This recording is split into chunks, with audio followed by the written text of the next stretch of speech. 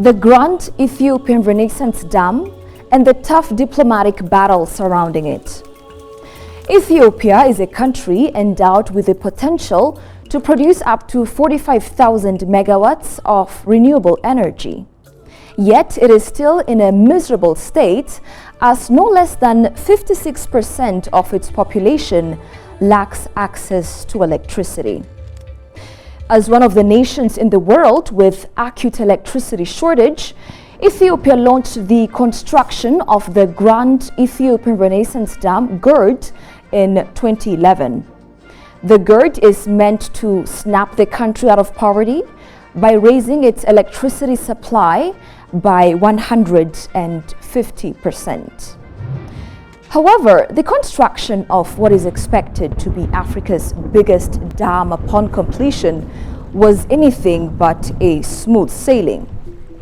Ethiopia has made it abundantly clear that the dam's development is crucial for the country's economic development and to overcome poverty and famine. Ethiopia has been building a reservoir to store water that will generate electricity. GERD is actually a people's project, a dam that is expected to bring light to millions who are currently living under darkness. Ethiopia has also told the whole world in no uncertain terms that the billion-dollar dam is based on the principle of equitable utilization of the Nile waters and that it will not cause any significant harm on other riparian countries. Ethiopia has no intention whatsoever to reduce the volume of water going to the downstream states of Egypt and Sudan. Growing disputes over the GERD led to the establishment of a legal technical committee meant to look into impacts of the GERD on the lower riparian countries. Armed with negative thoughts about the dam right from the start, Egypt left no stone unturned. Its disruptive stance causing trilateral negotiations to end in a deadlock. That explains why Egypt insisted on the establishment of an international panel of experts to scrutinize the impacts, if any, of the GERD on the two downstream countries.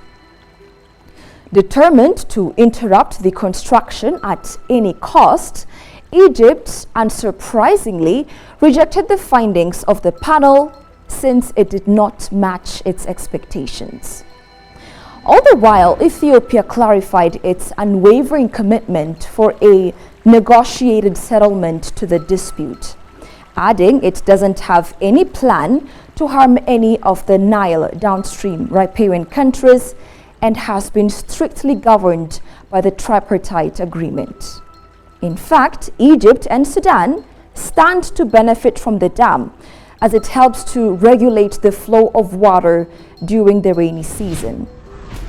Egypt did not budge, all the while doing its utmost to take the case to the UN Security Council.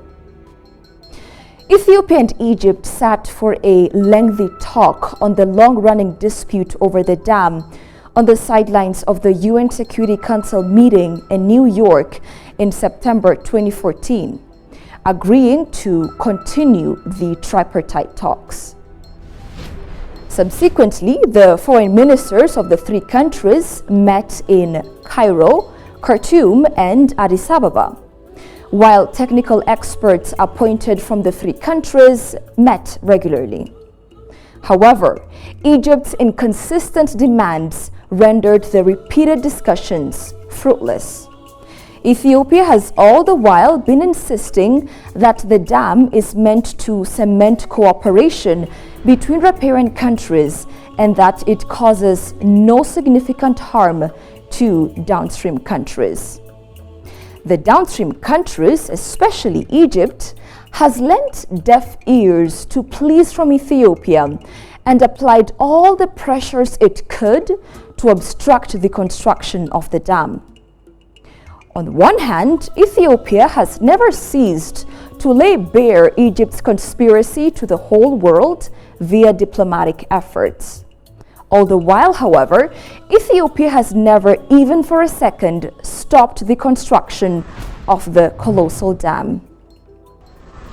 In 2015, the leaders of the three countries signed the Declaration of Principles. The three nations agreed to hire a group of consultants who will report to the panel of experts on fair and equitable use of the Nile waters. However, this initiative too fell flat when the impartiality of the group of consultants hired to report to the panel of experts was questioned. Between the ups and downs of the long-lingering controversy over the dam, Ethiopia underwent a political reform beginning 2018, finding the opportunity to rectify problems associated with the administration of the GERD. After cleaning the mess in its backyard, Ethiopia made vigorous efforts to continue the tripartite negotiations, as well as the joint consultation between the ministers of water and foreign affairs of the three countries. Egypt requested that other foreign bodies, including the World Bank, be appointed as mediators. Ethiopia, on the other hand, rejected Egypt's request since it clearly went against the cardinal principle of African solutions to African problems. Ethiopia has reiterated that it only plans to bring equitable share of the waters of the Nile, and that bringing light to its 56% of citizens living in the dark remains a topmost priority.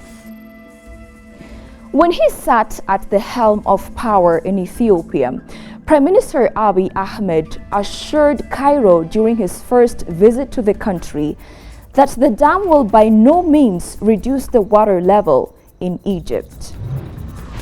Egypt, however, said that the Nile issue is its political center of gravity and that it will not sign the dam's water filling agreement. In 2020, the United States issued a first statement regarding the dam. And Egypt, which has always been at the forefront of efforts to involve Western powers into the negotiations, did not hesitate to formally request that the United States be appointed as mediator in GERD negotiations. Ethiopia rejected the request from Egypt. Months later, the dam negotiations were held in Washington, D.C., under the supervision of the US and the World Bank. While the negotiations dragged on with deadlocks and impasses characterizing them, Egypt's desire was to disrupt and hinder the water filling of the GERD reservoir. As negotiations stumbled, Ethiopia, which never compromised on the construction of the dam, while remaining committed to diplomatic settlement, completed the water filling of the dam in July 2020 before the end of its rainy season. The first round of water filling, unlike the complaints by Egypt, proved that the dam will not harm the downstream nations. Clearly growing resentful of Ethiopia's initiative to erect a dam on the Nile, and frustrated by the first stage filling of the GERD, Egypt took the dam issue to the floor of the United Nations Security Council. Its efforts to stop the construction or water filling, however, failed to materialize as Ethiopia remained adamant. In July 2021, Ethiopia completed the second round of water filling in the same way, running its work on the GERD parallel with the struggle in the diplomatic arena.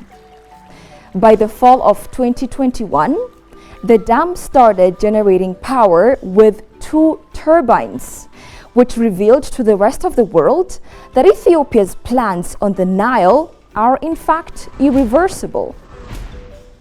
In line with Ethiopia's promise to the world, neither the water filling nor the power generation of the dam caused any significant harm on the downstream countries of the Nile Basin.